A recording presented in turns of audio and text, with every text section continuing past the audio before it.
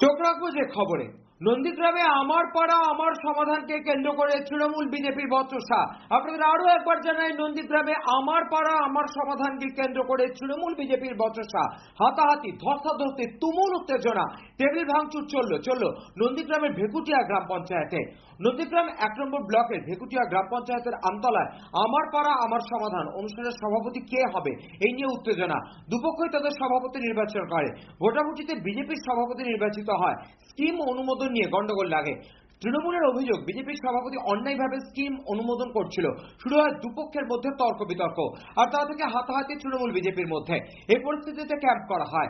এই গ্রাম পঞ্চায়েত মূলত বিজেপির দখলে, প্রধান এবং উপপ্রধান হলো বিজেপির, আর সেখানে তৃণমূল কংগ্রেস সমর্থকরা উপপ্রধানকে হেনস্থা করেছে, এমনটাই অভিযোগ। আপাতত বন্ধ রয়েছে আমার পাড়া আমার সমাধান। এলাকায় উত্তেজনা ছড়াতেই নন্দীগ্রাম থানার পুলিশ গেছে বলে জানা যাচ্ছে। নন্দীগ্রাম থেকে সৌম্যজিৎ চট্টোপাধ্যায়ের রিপোর্ট, চ্যানেল 24/7।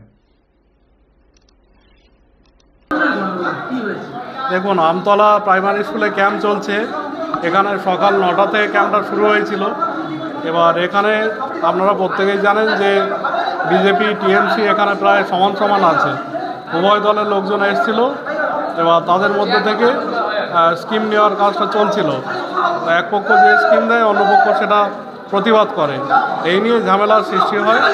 তো এখন মোটামুটি আমরা আর একটা বুথের কাজটা শুরু করলাম, তো সেটা নির্বিঘ্নে হয়েছে। ওই বুথ, যে বুথের কাজটা এখন বন্ধ আছে, সেটা আমরা যতক্ষণ না ঝামেলা মিটছে, ঝামেলা মেটার পর আমরা ততক্ষণ কাজ শুরু করব। না, আমাদের কাজের মধ্যে কাজের লিস্ট তো দিচ্ছি।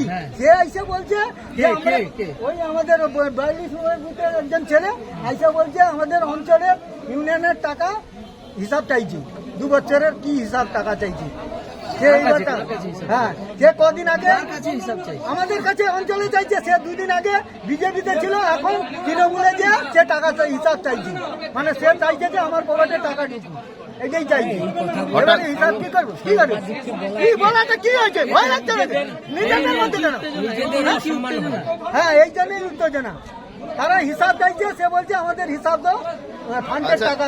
এই যে হাতাহাতি মারপিট এইগুলো করছি, নিচে হইল, আবার এখানে এরা অভিনন্দন কাজ করতে দিবে না।